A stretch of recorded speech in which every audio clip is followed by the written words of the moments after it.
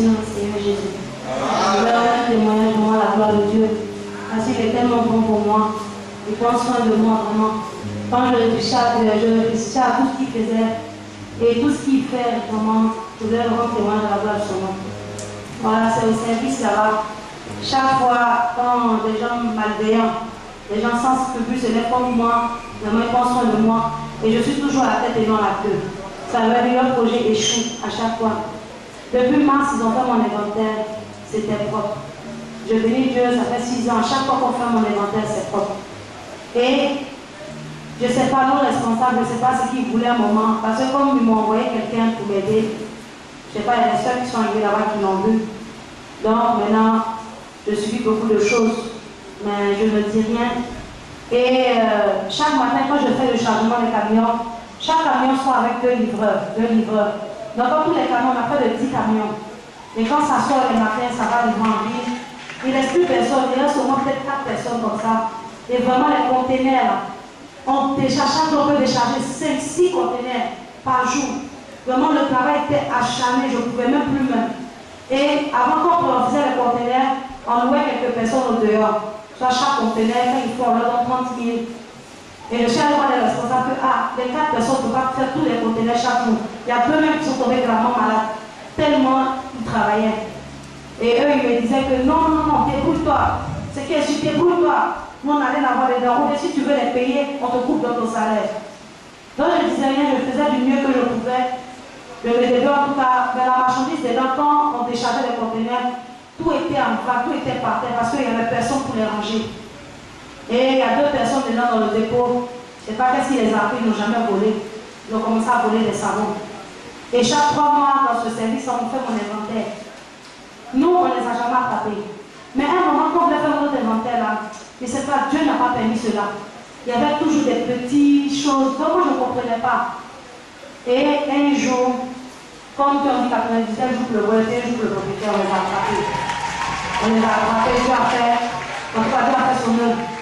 Et quand on a fait, c'était des savons, on vend les bons savons là, les papiers bleus là. C'est monsieur à chaque jour, quand il n'y avait pas le vigile qui était là, quand j'étais occupé au chargement, ou bien au conteneur, ils sortaient, ils fourraient des savons, des paquets de savons dans leur pantalon, et puis ils sortaient avec ça. Donc chaque jour, ils pouvaient sortir peut-être 4 cartons, 5 cartons de savon. Et quand on a fait l'inventaire des savons, on les a attrapés, on les a mis en tôle. Et nos responsables maintenant voulaient mettre ça sur moi. On a fait l'inventaire, ils ont eu à voler les 200 grammes, près de 82 cartons, et puis les 100 grammes, 56 cartons en 3 mois.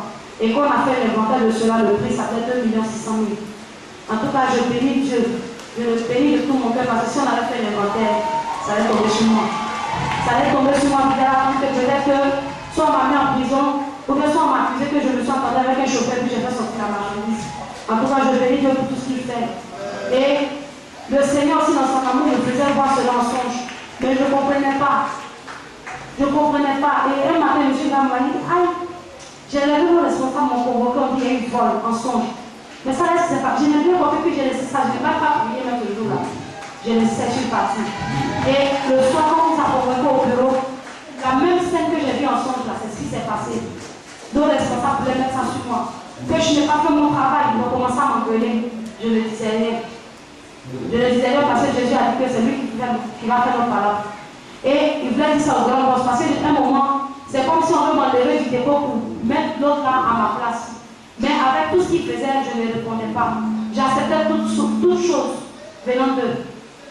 Et maintenant, Dieu a aussi fait mon parole aussi ce jour-là. Il y a un de nos responsables qui vient et dit, mais quand les gens sortent là, vous ne les fouillez pas, j'ai dit merci. Mais des fois, je ne peux pas avoir les yeux sur la porte, parce qu'il y a un gardien, et les yeux en même temps au conteneur. Il dit, même si c'est Jésus-Christ qui descend, il faut le fouiller. Ça m'a fait tellement mal, mais je n'ai pas répondu.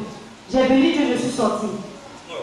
Et je suis sortie, puis je t'ai dit, Seigneur, parce que ça là, parce qu'ils sont contre moi là, ça le boss va mettre ça sur moi. Et puis, si je dois sortir de ta société, Seigneur, fais que je sorte la tête haute, ne pas la tête baissée comme ça, pour qu'on m'accuse de quelque chose.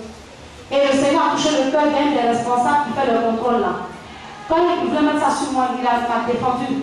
Il a dit au patron que non, ce n'est pas de ma faute, parce qu'à chaque fois quand il a signé demande à ce qu'on prenne des employés dehors pour venir faire des rangements, il ne voulait pas. En fait, il voulait que le problème tombe sur elle. Et il n'y a pas de classement, on ne peut pas contrôler. Donc, ce n'est pas de la faute. Et je veux dire que Dieu m'a fait sortir de ce tour-là parce que le patron a mis sa sueur, c'est eux qui ont payé la somme. Sinon, si Dieu n'avait pas mis sa main dedans, sincèrement, je ne sais pas ce que j'allais faire. Et depuis 2 jours, ce même monsieur encore qui me dit que non, si Jésus vient, me dit, est-ce que je te vois? J'ai dit oui. Il dit, tu vas regretter. Il dit, ah, mais j'ai fait quoi? Il dit, il ne faut pas prendre ça mal, hein. Tu es ma soeur libanaise. Parce que je suis la seule chrétienne parmi eux là-bas. Tu es ma soeur libanaise, mais tu vas regretter. Et puis j'étais là, j'ai dit, mais j'ai regretté, j'ai fait quoi? Il dit non, parce que tu as laissé ta religion, tu as suivi Jésus. Mais je vous assure ce jour-là, non. Dieu a mis tellement de gens dans mon cœur qu'il a pris de l'écouter. Et puis il a fait de parler, il dit, oh, Dieu te bénisse. Et dans mon cœur, je prie à ce que le Seigneur vraiment le bénisse et lui pardonne. Parce qu'il ne sait pas ce que c'est Jésus vraiment. Il ne sait pas comment Jésus bénit ses enfants, il ne sait pas comment on est avec Jésus. C'est vrai, on a des épreuves, on a des douleurs. Mais vraiment, il ne nous laisse pas là. Ce Dieu-là, vraiment, je le bénis, je le loue de tout cœur. Et je vous bénis pour tout ce qu'il a fait pour moi. À chaque fois que je suis dans ce dépôt-là, c'était une première fois, 8 millions de mettre sur moi, le Seigneur a déjoué leur plan. Une deuxième fois, une troisième fois, la quatrième fois encore, le Seigneur me relève toujours. Que son nom soit béni, le Seigneur.